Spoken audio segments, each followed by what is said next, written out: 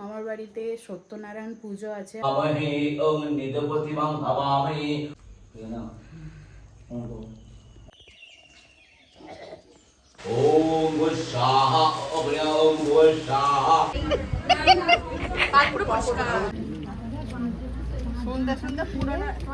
ও আমাদের গার্ড, পথপ্রদর্শক, উনি আমাদের নিয়ে যাচ্ছে। So guys, this is our mart. Hello everyone, good morning, welcome and welcome back to my channel Tiyas blog. এখন আমি আছি মামার বাড়িতে।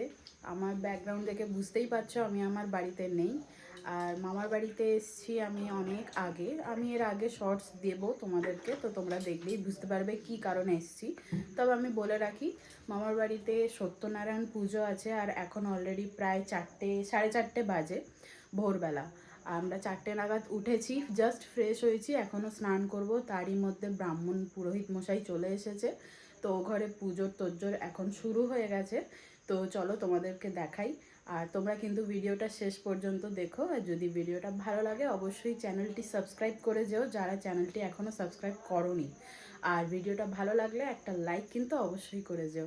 তো চলো ভিডিওটা কন্টিনিউ করি।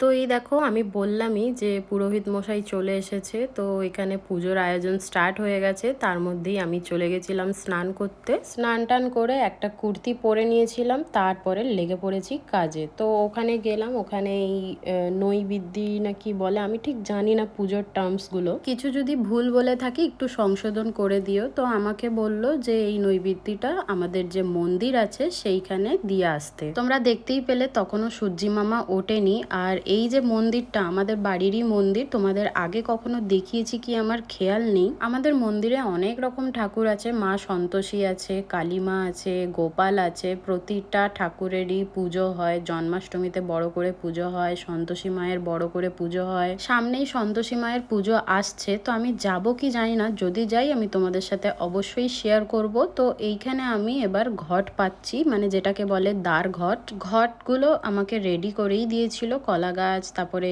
গঙ্গা মাটি এগুলো রেডি ছিল। আমি গিয়ে শুধু দুই ধারে বসিয়ে দিলাম সুন্দর করে। তারপরে এর মধ্যে আবার আমার আলপনা দেওয়াও বাকি ছিল। আগের ব্লগসগুলো তোমরা দেখেছো কি জানি না, আমি কিছুটা আলপনা দিয়ে দিয়েছিলাম, আর মন্দিরের বাকি দুয়ারের আলপনাগুলো বাকি ছিল। ওদিকে কিন্তু পুজো শুরু হয়ে গেছিল, দিদাও বসে পড়েছিল।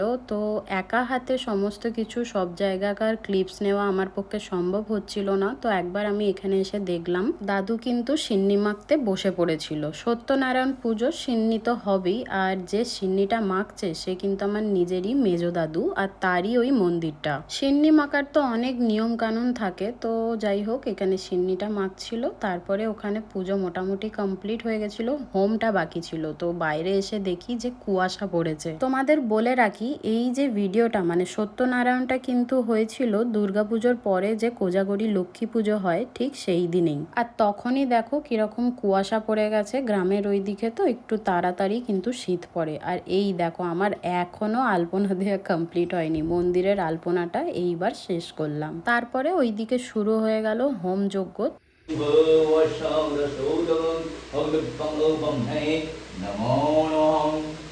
Om Gushaha Om Gushaha Idam Bhayava Om Sahasraha Idam Shuddhayam। তো এখানে আমরা সবাই উপস্থিত ছিলাম। তো দাদু আর অরিত্রকে সকাল থেকে দেখাতে পারিনি, কারণ পুজোর দিন আর খাওয়া দাওয়ারও আয়োজন ছিল, তো তার জন্য ওরা বাজারে গিয়েছিল। তো পুজো কমপ্লিট হয়ে যাওয়ার পরে আমরা একে একে গিয়ে পুরোহিত মশাইকে প্রণাম করে নিচ্ছিলাম, আর তারপরে একে একে কিন্তু সিন্নি প্রসাদ নিতে আসছিল, আর আমি যারা যারা আসছিল টুকটুক করে দিচ্ছিলাম। এরই মধ্যে ওইদিকে রান্না বান্নার আয়োজন তো শুরু হয়ে গেছে। আর এই দেখো, এটা হচ্ছে আমার ছোটদাদু। ছোটদাদু মানে হচ্ছে আমার মায়ের ছোট মামা। তো ছোটদাদু এসছে, তারপরে একটুখানি কথা বলছিলাম। তো দাদুর হাত কেটে গেছে সেটাই দাদু বলছিল। আর এদিকে রান্নার আয়োজন শুরু হয়ে গেছে, তো দাদুই দায়িত্ব নিয়ে দেখছিল। প্রথম প্রসাদ খেতে বসেছি। এটা হচ্ছে চিড়ে মুরগি, তারপরে সন্দেশ, তালকরম, বাতাসা সব কিছু দিয়ে মাখা। এটা খেতে আমার হেভি লাগে। সিন্নি খাবো, একটুখানি মুখে দেবো, আমি খুব একটা সিন্নি খাই না। তো এটা খেয়ে তারপরে মায়েরা আসবে, তারপরে করব ব্রেকফাস্ট। আর ওদিকে তো রান্না বান্না শুরু হয়েই গেছে, তোমরা দেখতেই পেলে। হাজির হয়েছো? এসে গেছি বাপের অনেক বাড়ি। তাড়াতাড়ি এসে বাপের গেছো। বাড়ি নতুন ঘর হয়েছে, তো আজকে গৃহপ্রবেশ আছে, তো ওই জন্য এসছি। তো মায়েরও কিন্তু ব্লগ চ্যানেল আছে, যার জন্যে মা ভিডিওটা নিচ্ছিল। তো যাই হোক, এইখানে আমরা কিন্তু মুড়ি খেতে বসে পড়েছি। সকালবেলায় হয়েছিল আলুর দম, সাথে একটু শশা কেটে নিয়েছিলাম, আর ছিল বোঁদে আর ঝুড়ি ভাজা দিচ্ছিল, আমি নিইনি। তো সবাই একসাথে খেয়ে নিলাম। আর এইখানে আমরা হয়ে গেছি রেডি। আমার একটু আজকে শাড়ি পরতে ইচ্ছা করেছিল, তো আমি যেদিন এসছিলাম সেদিনেই আমি কিন্তু শাড়ি চুড়ি সবকিছু নিয়েই এসছিলাম। তো এখানে রেডি হয়ে গেছি, সেটাই বলছি। তারপর আমি গেলাম একটু রান্নার ওদিকে, কত দূর কি হয়েছে সেটা দেখার জন্যেই। গিয়ে দেখলাম যে ভেজিটেবল যে চপটা সেটা মোটামুটি রেডি হচ্ছে, আর ওইদিকে দেখলাম চাটনিটাও রেডি হয়ে গেছে। আর মেনুতে কি কি আছে সেটা কিন্তু খেতে বসবো যখন, তখনই তোমাদেরকে দেখাবো। তো এখন আপাতত এইটুকুই রেডি হয়েছিল। তারপর তো সবাই একে একে আসছিল। আর এই অনুষ্ঠান কিছু না থাকলে আমরা তো একজোট একদমই হতে পারি না। তো আমরা সব ভাই বোনেরা এই অনুষ্ঠান পড়লে তবেই এক হই। ভাই বোনেরা বলতে আমার বড় মাসিমণির ছেলে, মেজো মাসিমণির ছেলে, তারপরে মামার ছেলে মেয়েরা, আমরা সব ভাই বোনেরা এরকম একসাথে হলে কিন্তু খুব মজা করি। তো কিছুক্ষণ বসে আমরা আড্ডা মারছিলাম, তারপরে কাজ তো করতে হবে। আর দুপুরও হয়ে গেছিল, তো সবাই খেতে বসে পড়েছিল। আর এইখানে আমি সবাইকে পরিবেশন করছিলাম। তোমরা রাধা বল্লভী ছেড়ে লুচি এই মুড়ি খাচ্ছ? বিরিয়ানি। এটা বল বিরিয়ানি। দেখি মুখটা। মাইমা হ্যাঁ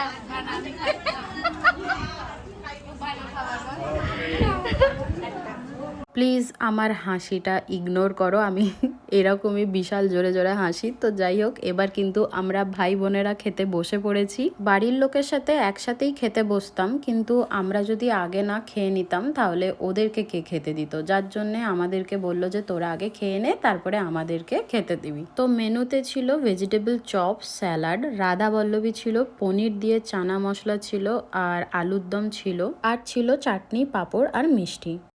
তো এখন দিয়ে দিয়েছে চাটনি পাঁপড় আর মিষ্টি বাকি, তাই তো?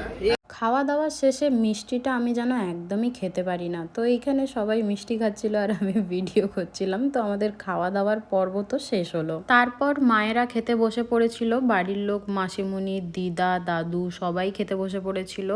তো তখন আমি, মেশো সবাই মিলে খেতে দিচ্ছিলাম। এই সমস্ত কিছু মিটতে ওই 3:30 4টে মতো বেজে গিয়েছিল। তারপরে আমি একটু শাড়িটা চেঞ্জ করে নিয়েছিলাম, আর সবাই মিলে একটু আশেপাশে ঘুরতে বেরিয়েছিলাম। আমরা সবাই ওই মেয়েটা আমার ব্লগে আসবে না, ও আমাদের গার্ড, পথপ্রদর্শক, উনি আমাদের নিয়ে যাচ্ছে। না আমরা সবাই বেরিয়েছি এখন একটুখানি হেঁটে। আমাদের টুনটুন মাসি। বেশি খাওয়া দাওয়া হয়ে গেছে, একটুখানি হাঁটতে।